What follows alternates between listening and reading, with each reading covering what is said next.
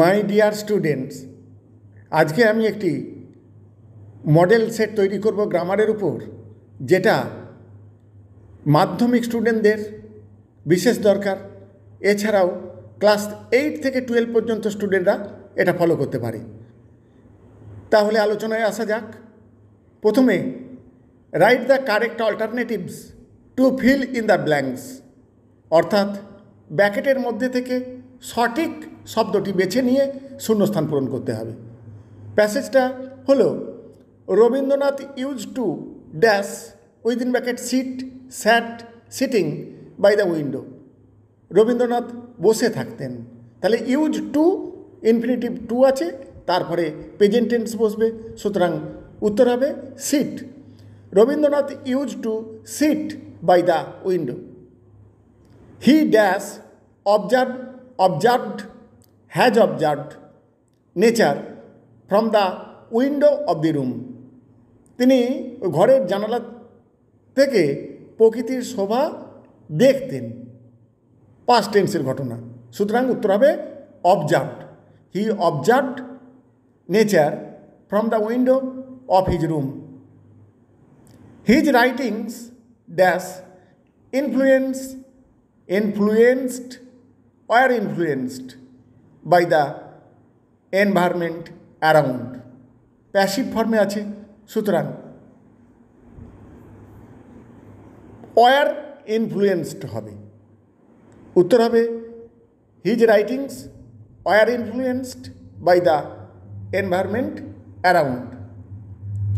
তাহলে প্রথম ড্যাশটিতে উত্তর হলো সিট, পরেরটাতে অবজার্ভড এবং তৃতীয় ড্যাশটিতে উত্তর হলো ওয়ার ইনফ্লুয়েন্সড। এবার আসছি fill in the blanks with appropriate articles and preposition, অর্থাৎ উপযুক্ত আর্টিকেল বা প্রিপোজিশন দিয়ে শূন্যস্থান পূরণ করতে হবে। প্যাসেজটা হলো according dash for dash Mahabharata Hastinapur was a large city famous dash citizens. তাহলে অ্যাকর্ডিংয়ের পর প্রিপোজিশান টু বসে, অ্যাকর্ডিং টু। এবার মহাভারত মহাকাব্য, তার আগে দা বসে। উত্তর হবে তাহলে according to the Mahabharata Hastinapur was a large city famous for সিটিজেনদের কাছে বিখ্যাত ছিল। যে ফেমাসের পর ফর বসবে। তাহলে প্রথম ড্যাশটিতে টু, পরেরটাতে দা এবং তৃতীয় ড্যাশটিতে ফর হলো। এবারে ডু অ্যাজ ডাইরেক্টেড, অর্থাৎ নির্দেশ মতো উত্তর করতে হবে। Question number 1, nobody can change destiny, change the voice change করতে বলা হয়েছে। তাহলে এখানে ডেস্টিনি অবজেক্টটা সাবজেক্ট হবে, ডেস্টিনি ক্যান। এবারে নোবডি আছে, তাই নট হলো, তারপর ক্যান থাকলে ক্যান বি হয়, বি চেঞ্জড। ফাইনাল উত্তর হলো destiny can not be changed, অর্থাৎ ভাগ্য বা নিয়তিকে পরিবর্তন করা যায় না। Question number 2, she said the people are too stunned to speak in the beginning, change into indirect speech, অর্থাৎ ন্যারেশন চেঞ্জ করতে হবে। এটা অ্যাসার্টিভ সেন্টেন্সের উদাহরণ। তাহলে উত্তর হবে she said that the people had been too stunned to speak in the beginning. এখানে রিপোর্টিং ভার্ব সেড এবং রিপোর্টেড ভার্ব ওয়ার দুটিই পাস্ট টেন্সে থাকায় ইনডাইরেক্ট স্পিচে হ্যাড হয়েছে এবং ওয়ারের থার্ড ফর্ম বিন বসেছে। সেই কারণেই ওয়ারের জায়গায় হ্যাড বিন বসেছে। উত্তর হয়েছে she said that the people had been too stunned to speak in the beginning.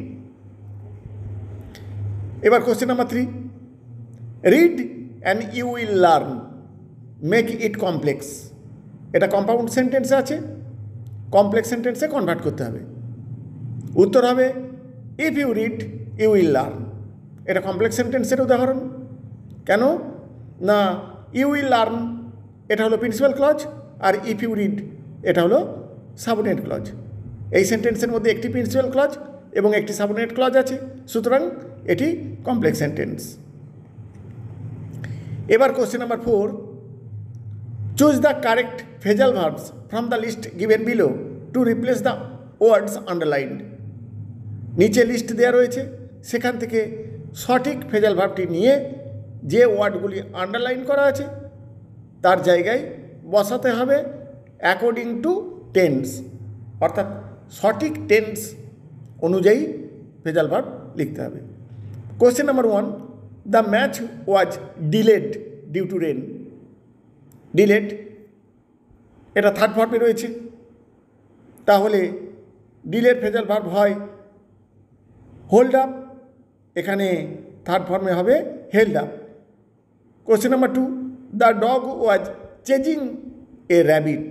Chasing, চেজের ফ্রেজাল ভার্ব রান আফটার, এখানে কন্টিনিউয়াস হওয়ায় রানিং আফটার হবে, তাহলে উত্তর হবে running after. Question number 3, mister Sinha trades in gold. Trades ব্যবসা করা, তার ফ্রেজাল ভার্ব ডিল ইন, আর এস থাকায় হয়ে যাবে ডিলস ইন। উত্তর হলো ডিলস ইন। তাহলে প্রথম যে কোশ্চেন তার delayed phrasal verb held up হয়েছে, পরেরটা চেজিং রানিং আফটার, শেষেরটি ট্রেডস ইন, সেটি হলো ডিলস ইন।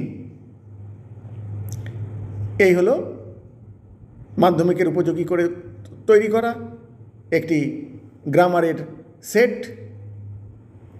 আশা করি ছাত্রছাত্রীদের কাজে লাগবে।